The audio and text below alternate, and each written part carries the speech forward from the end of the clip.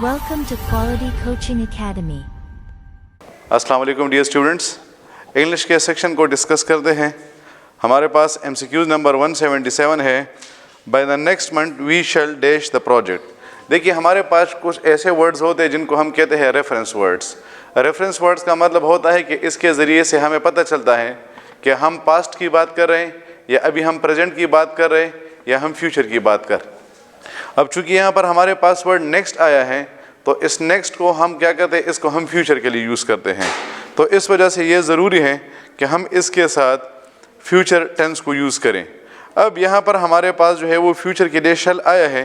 अब इसमें हमारे पास ऑप्शन ए और ऑप्शन डी ये दोनों हमें क्या कर रही है, हमें फ्यूचर परफेक्ट टेंस के बारे में बता रहे हैं। तो पॉइंट ये है कि हमारे पास फ्यूचर परफेक्ट टेंस में शैल हैव और विल हैव आता है। तो इस वजह से यहाँ पर हमारे पास राइट ऑप्शन होगा ऑप्शन डी। याद रखिए कि हम हैज़ को सिंगुलर के साथ और हैव को प्लूरल के साथ यूज़ करते हैं, लेकिन जब हम इसको तब यूज़ करते हैं जब हम इसको अकेले यूज़ करते हैं।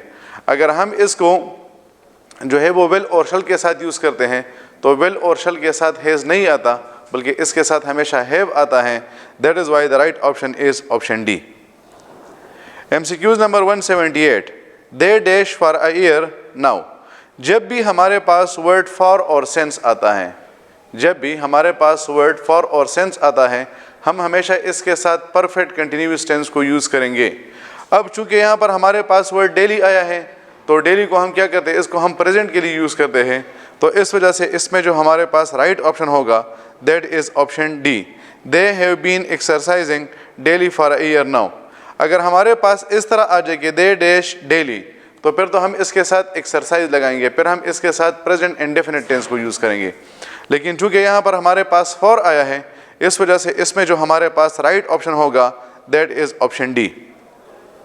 MCQs number 179, which tense is used to express general truth and facts. इसमें हमारे पास जो राइट ऑप्शन होगा that is present indefinite tense.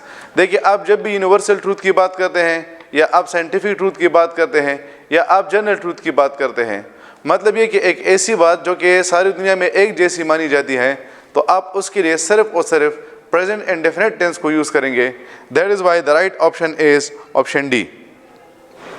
MCQs number 180, which tense is used to show the completion of an action by a certain time in the future.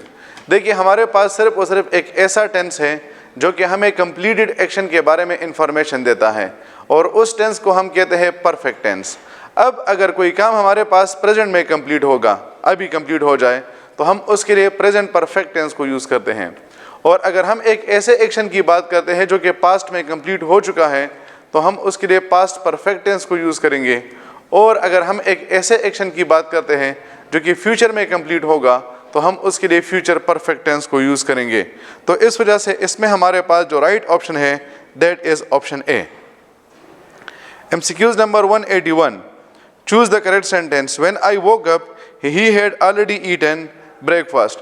देखिए, ये जो MCQs है ये अक्सर औकात आप लोग के पेपर्स में आता है। ये पॉइंट हमारे पास ये है कि हमारे पास ये फॉर एग्जाम्पल प्रेजेंट है, प्रेजेंट, और ये जो सारे का सारा हमारे पास एक्शन है ये हमारे पास पास्ट है। अब पास्ट में हमने ऐसा किया है कि हमने इसमें दो एक्शंस किए हैं। एक एक्शन फॉर एग्जांपल हमने यहाँ पर किया है और एक एक्शन हमने यहाँ पर किया है। मतलब ये कि जब भी हम पास्ट में दो एक्शंस करते हैं तो डेफिनेटली उसमें से एक एक्शन हमने पहले किया होगा।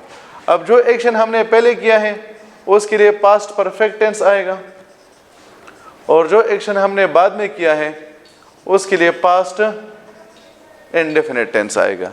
जब भी हम दो एक्शंस को पास्ट में करते हैं तो जो एक्शन हमने पहले किया है वो हम पास्ट परफेक्ट टेंस यूज़ करेंगे, और जो एक्शन हमने बाद में किया है उसके लिए पास्ट इंडेफिनिट टेंस यूज़ करेंगे।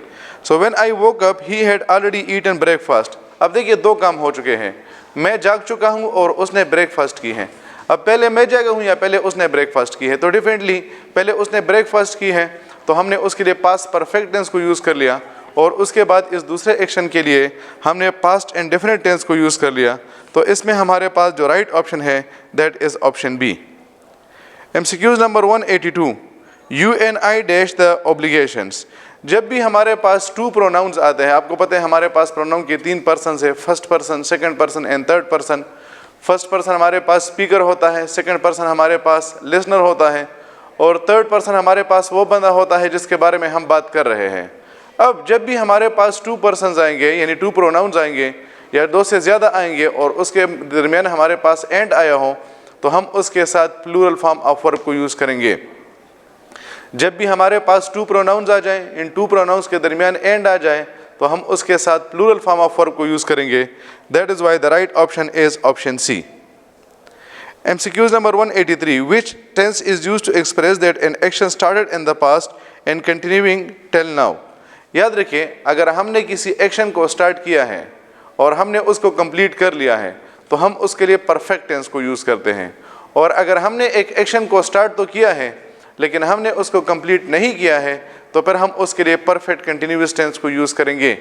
एक एक्शन हमने स्टार्ट किया है और हमने उसको कंप्लीट भी कर लिया है तो परफेक्ट टेंस। एक काम हमने शुरू किया है लेकिन हमने उसको ख़त्म नहीं किया है तो उसके लिए परफेक्ट कंटिन्यूअस टेंस। तो इस वजह से इसमें हमारे पास जो राइट ऑप्शन है that is present perfect continuous tense. अब यहाँ पर हमारे पास एक और ऑप्शन भी है that is past perfect continuous tense, लेकिन वो वाला इस वजह से ठीक नहीं है क्योंकि यहाँ पर हमने लिखा है कंटिन्यूइंग टिल नाउ। नाउ तो जब भी ये वर्ड नाउ आता है इसका मतलब ये है कि हम इसमें प्रेजेंट की बात कर रहे हैं। That is why the right option is option D. MCQs number 184. Fill in the blanks with the future perfect continuous tense form of the verb given in the bracket. तो future perfect continuous tense इसमें हमारे पास आता है will have been और shall have been। तो चूंकि यहाँ पर हमारे पास जो है वो सिर्फ एक ऑप्शन है ऑप्शन ए जिसमें हमने shall have been को यूज़ किया है और इसके साथ हमने ing form of verb को यूज़ किया है तो that is why the right option is option A।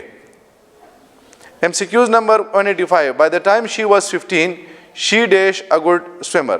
इसमें हमारे पास जो राइट ऑप्शन है दैट इज ऑप्शन सी। याद रखिए इस MCQs का ताल्लुक है टेंस हार्मनी के साथ। टेंस हार्मनी का मतलब यह है कि जब सेंटेंस का पहला पार्ट प्रेजेंट टेंस में हो तो आप दूसरे पार्ट में प्रेजेंट टेंस भी लगा सकते हैं, पास्ट टेंस भी लगा सकते हैं और फ्यूचर टेंस भी लगा सकते हैं। There is no restriction. Same goes with the future tense. If the first part of the sentence is in future tense then you can use any tense in the second part. Whether you want to use present tense, past tense or future tense, there is no restriction. But when the first part of the sentence is in past tense, then definitely you will have to use only past tense in the second form of the verb. अगर sentence का पहला हिस्सा आप लोग के पास past tense में हो तो आप दूसरे part में सिर्फ और सिर्फ past tense ही लगा सकते हैं, आप दूसरा कुछ भी नहीं लगा सकते हैं। That is why the right option is option C. By the time she was 15, she had become a good swimmer. MCQs number 186. Meera came to contribute for the charitable cause. इसमें जो हमारे पास राइट ऑप्शन है that is option A. Option A क्यों ठीक है? इसके लिए जो है वो वजह ये है कि हमारे पास जब भी टू आता है तो हम टू के साथ first form of the verb लगाते हैं, उसके साथ हम सेकंड फॉर्म या third form of the verb को यूज़ नहीं कर सकते हैं। जब टू आएगा तो टू के साथ हम first form of the verb लगाएंगे, हम उसके साथ सेकंड फॉर्म या थर्ड फॉर्म को यूज़ नहीं कर सकते हैं। तो हमारे पास इसमें जो राइट ऑप्शन है दैट इज़ ऑप्शन ए। बाकी में हमने जो है वो क्या किया है, इसमें हमने जो है वो सेकंड फॉर्म और third form of the verb को यूज़ किया है। MCQs number 187. The stars shine bright at night. ये हमारे पास एक यूनिवर्सल ट्रूथ है।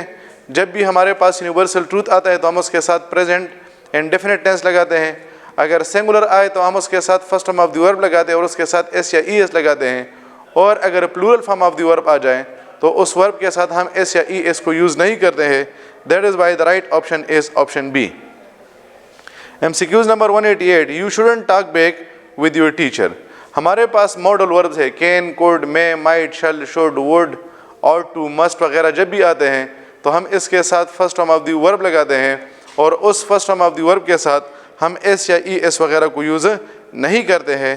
That is why the right option is option A. MCQs number 189. Fill in the blanks with the past perfect continuous tense form of the verb given in the bracket.